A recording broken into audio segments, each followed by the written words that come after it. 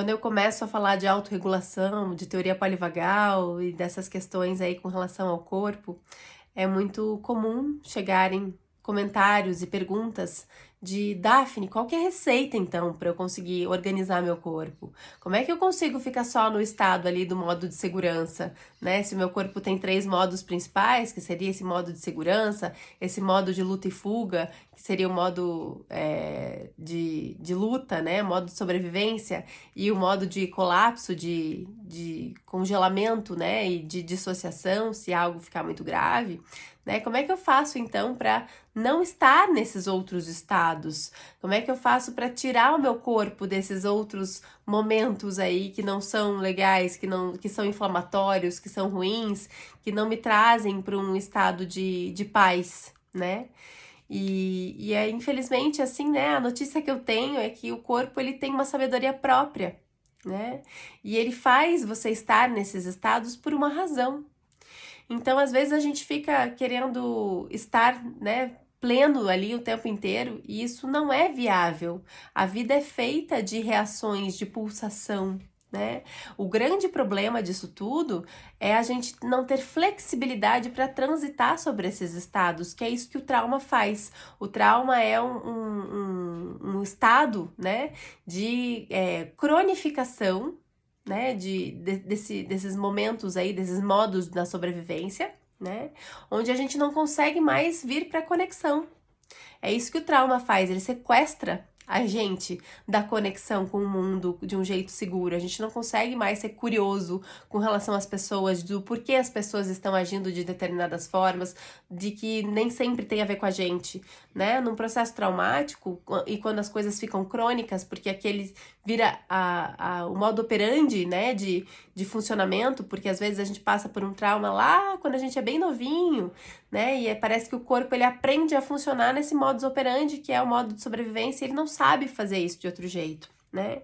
Então, o que é difícil nisso, quando tá cronificado, é que parece que a gente tem que ensinar, a gente tem que usar o nosso corpo como se ele fosse um instrumento musical que a gente está aprendendo, né? Não é natural a gente já saber lidar com o nosso sistema nervoso e ser aquele que influencia o sistema nervoso ativamente, porque o sistema nervoso ele tem sua sabedoria própria, como eu falei. Ele tem um objetivo que é deixar você vivo sempre, né? E ele vai agir inconscientemente através da neurocepção, né? Através dessa habilidade de ler o ambiente e descobrir se é perigoso ou não estar nele. Só que o quanto a gente entende disso, quanto mais a gente se aprofunda em compreender que a nossa biologia é feita para sobrevivência sempre, né? E que muitos estados que a gente quer alterar, eles vão estar ali, a gente tem que fazer as pazes com eles, né? E não negar e não condenar também eles, né?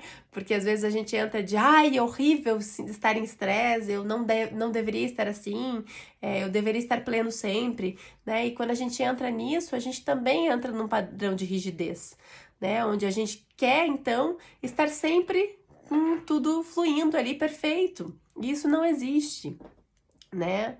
O que a gente precisa ter como meta, quando a gente pensa em autorregulação, é a flexibilidade.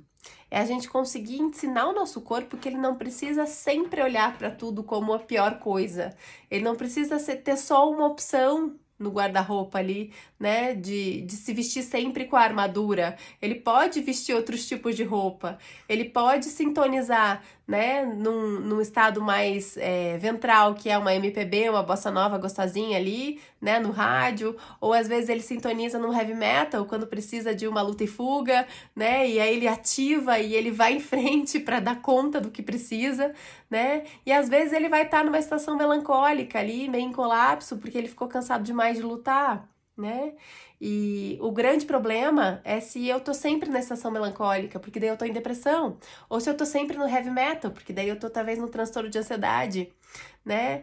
Mas se eu conseguir transitar por todos esses sons, por todas essas estações desse rádio aí que eu sou, desse instrumento musical que eu sou, talvez isso fale da minha saúde, né? A saúde está no pulsar, não é no estar sempre bem, porque isso é impossível, infelizmente. A gente queria que fosse possível, né? Mas não é.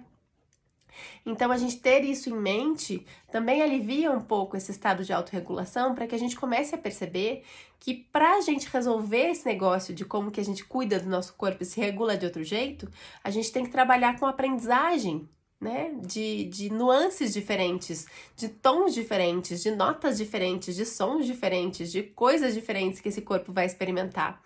E às vezes o que eu vou dizer como uma receita, tipo, faça exercícios físicos, medite, vá para a natureza, se conecte com um animal ou uma pessoa que você se sinta seguro, ache um jeito do teu sistema nervoso se localizar ali naqueles micromomentos, né, de segurança.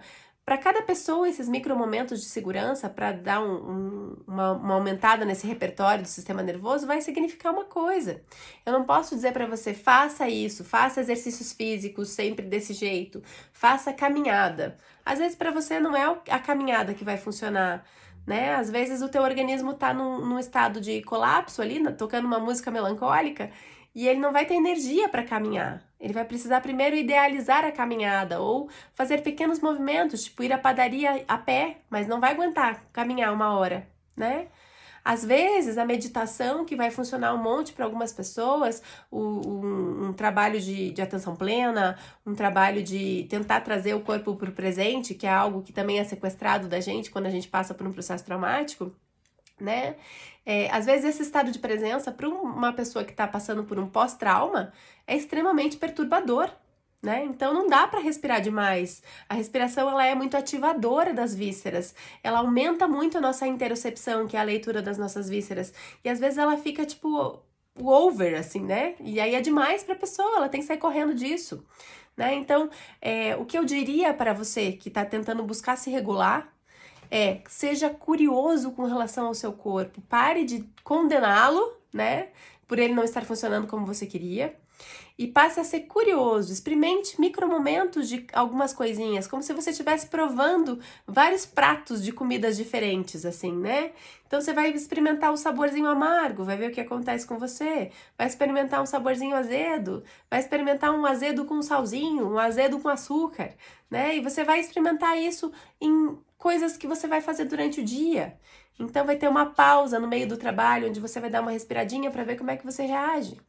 Você vai colocar uma música, de repente, que você amava quando você era adolescente, para tocar quando você estiver indo para o trabalho. Você vai achar alguém que faz tempo que você quer falar, que era alguém que te fazia sentir em casa, e vai fazer um telefonema para essa pessoa por 5 minutos para ver como você se sente. Você vai fazer um áudio para você mesmo, te acalmando, para você lembrar que o estado conta a história, né? Olha só que legal. O estado do nosso sistema nervoso vai contar o jeito que o mundo está. E às vezes, a gente contar pra gente que isso é só um estado e não uma história definitiva, gravando um áudio pra gente mesmo, faz com que a gente lembre que daqui a pouco aquele estado horroroso que a gente tá sentindo vai passar e a gente vai ficar bem de novo. Então a gente contar pra gente através de um áudio, tipo, olha, você tá nervoso agora, mas isso vai passar porque o teu corpo talvez esteja regulado no heavy metal aí, no modo de sobrevivência, e tá tudo horrível agora, mas daqui a pouco você vai voltar para um estado mais ventral e talvez você fique bem. Isso ajuda, né? É você se autorregulando através de uma fala de você mesmo. Não sei, seja criativo e curioso, experimente, né? Veja o que faz sentido, qual exercício que faz sentido, qual respiração que faz sentido, né? Qual é a técnica que faz sentido, qual é a massagem que faz sentido, o que faz sentido, né? Porque aí sim a gente vai poder criar um estado diferente e criar uma história diferente para o nosso organismo, onde a gente não precise mais reagir com reações desproporcionais, né? Ou projetando perigos antigos no momento presente, nas relações, nos vínculos, sendo sequestrado da nossa vida, né? De um jeito que a gente não queria. Então, autorregulação é autoconhecimento. É um caminho de você aprender a tocar o instrumento que é o seu corpo, entender a sua medula, o seu nervo vago, como as cordas desse instrumento que você precisa aprender a afinar diferente, né? E o Kellyman fala muito sobre isso também. Então, esse é o caminho, né? Se eu puder dar um conselho, seja curioso com relação ao seu corpo, permita-se isso.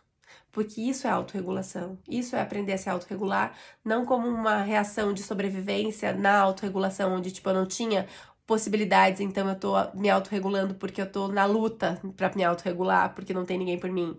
Mas é um autorregular-se, tipo, do tipo, tá, a vida pode ser interessante, vamos descobrir como que eu posso experimentar outras coisas, sempre em doses pequenas, sempre em micromomentos, para você ir devagarinho, para sem assustar o seu corpo, né? Não faz movimento brusco, vai devagar, vai descobrindo o que faz você se sentir em casa no seu corpo. O caminho é por aí. Espero que ajude. Beijo e até!